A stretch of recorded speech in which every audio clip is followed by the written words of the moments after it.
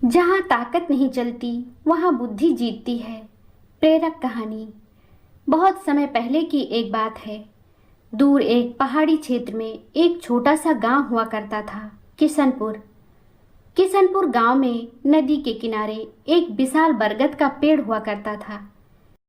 पेड़ पर कौवे का एक जोड़ा नर और मादा अपने बच्चों के साथ काफी दिनों से रहा करते थे। कुछ दिन के बाद पेड़ के ही एक खाली पड़े खोखले भाग में रहने के लिए एक काला सांप वहां आया और फिर खोखले भाग में अपना घर बनाकर रहने लगा था। जब भी नर और मादा कौवा भोजन की खोज में वहां से कहीं दूसरी जगह चले जाते थे तो सांप उनके घोंसले में आकर उनके बच्चों को खा जाया करता था। ऐसा कई बार हो भी चुका था। जब भी सांप कौवे के बच्चे को खा जाता था तो बच्चे के माता पिता को काफी दुख होता। एक बार मादा कौवे ने अपने नर कौवे से कहा कि अब हमें यह स्थान छोड़कर दूसरी जगह चले जाना चाहिए, क्योंकि यह सांप जब तक यहाँ रहेगा हमारे किसी भी बच्चों को जिंदा नहीं रहने देगा।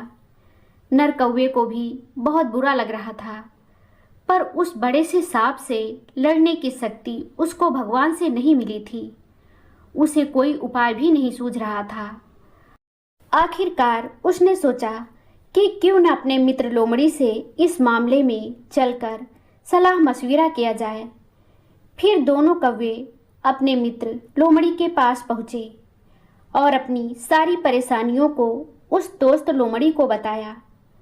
लोमड़ी बोली, देखो भाई, सिर्फ सोचने और इसकी चिंता करने से उस खतरनाक सांप से छुटकारा कभी नहीं मिल सकता है। अपने शत्रुओं को खत्म करने के लिए अपना दिमाग लगाना चाहिए। चतुर लोमड़ी थोड़ी देर तक सोची और फिर कौवे के शत्रु सांप को खत्म करने की एक शानदार योजना कौवे को बताई। अगले दिन नर कौवा आसमान में इधर उधर उड़ रहा था।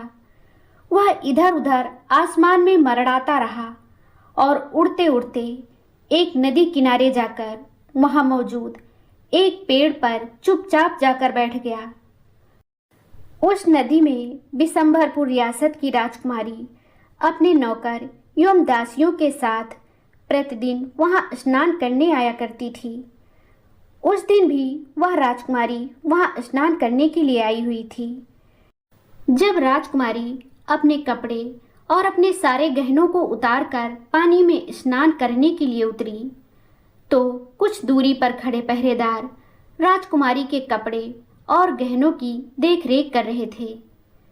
नर कौवे ने रानी का एक कीमती हार अपनी चोंच में पकड़कर उठाया और वहां से आसमान में उड़ चला।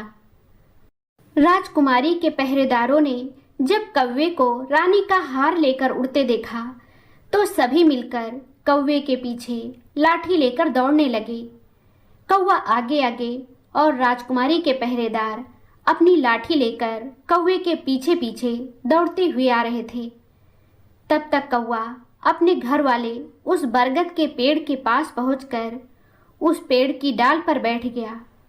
पीछे पीछे राजकुमारी के भी सभी पहरेदार लाठी एवं तलवार लिए हुए उस पेड़ के नजदीक पहुंचे। तभी कौवे ने राजकुमारी के हार को सांप के बिल में गिरा दिया। राजकुमारी के सुरक्षा कर्मी एक लंबी लाठी की सहायता से हार निकालने की कोशिश करने लगे। सांप अपने बिल में अंदर ही आराम से बैठा हुआ था। सांप गुस्साते हुए अपने बिल से बाहर निकल आया। सभी पहरेदारों ने मिलकर पहले उस बड़े से सांप को लाठी डंडे से ही पीट पीट कर मार दिया। फिर राजकुमारी का हार उसके बिल से निकालकर सभी लोग वहां से चले गए। कहानी की सीख। इस कहानी से यह शिक्षा मिलती है कि सिर्फ चिंता करने से किसी भी समस्या का हल नहीं निकल सकता। समस्या का समाधान करने के लिए हमें मेहनत करनी पड़ती है।